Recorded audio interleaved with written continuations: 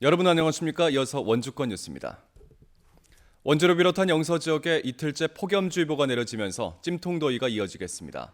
오늘 낮 최고 기온은 원주 횡성이 34도, 영월이 33도, 평창 32도로 어제보다 2에서 3도가량이 높겠고 불쾌지수도 매우 높은 수준을 보일 것으로 기상청이 예보했습니다.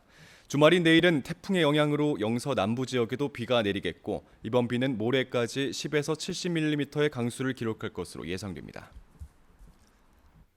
원주뿐 아니라 전국적으로도 임대사업자 부도로 전세보증금을 돌려받지 못하는 피해가 잇따르고 있습니다.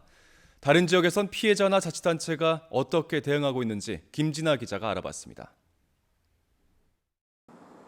작년 말 태백 청솔아파트 130여 세대에 무더기로 경매가 통보됐습니다.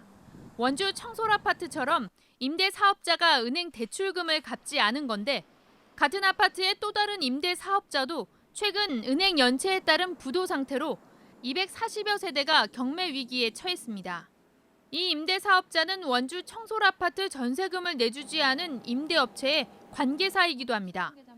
창원에서도 올 2월 임대사업자 부도로 50여 세대의 경매가 통보됐고 비슷한 시기 경주에서도 70여 세대가 같은 이유로 경매에 넘어갔습니다.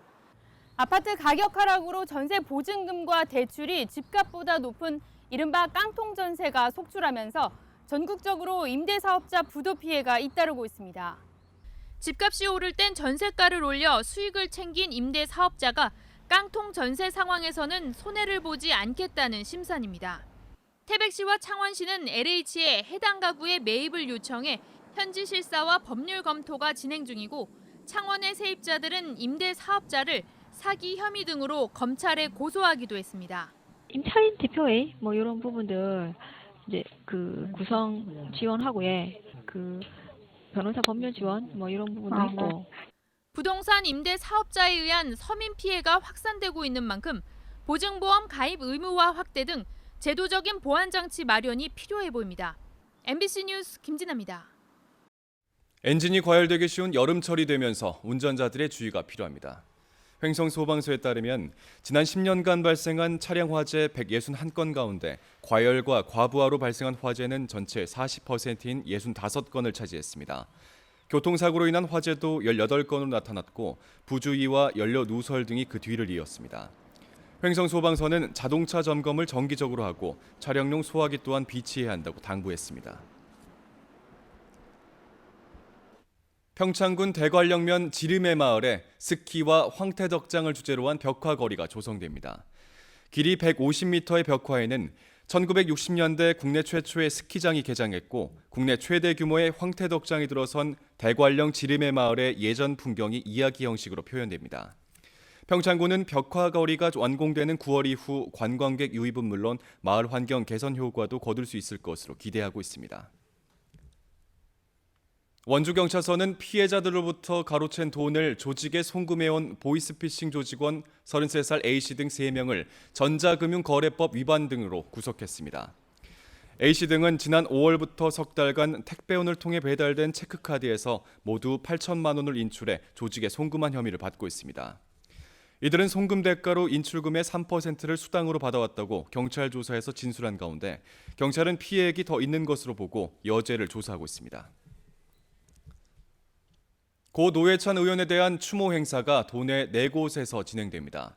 노동당 강원도당에 따르면 오는 24일 춘천 올회의 땅에서 추모 전시회와 문화제가, 25일에는 원주 강원 가명에서 추모 전시회가 각각 마련됩니다.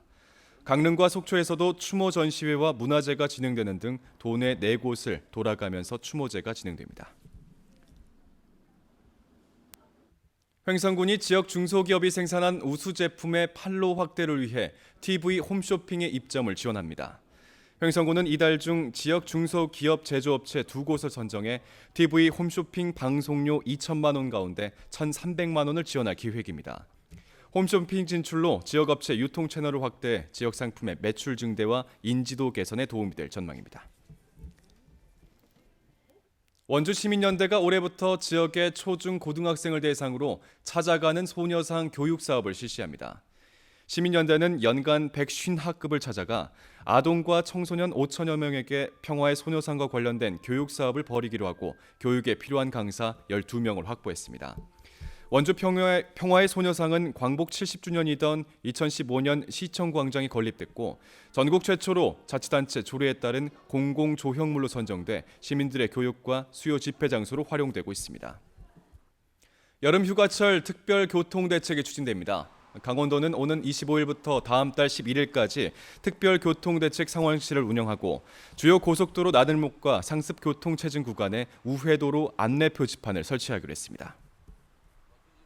뉴스를 마칩니다. 고맙습니다.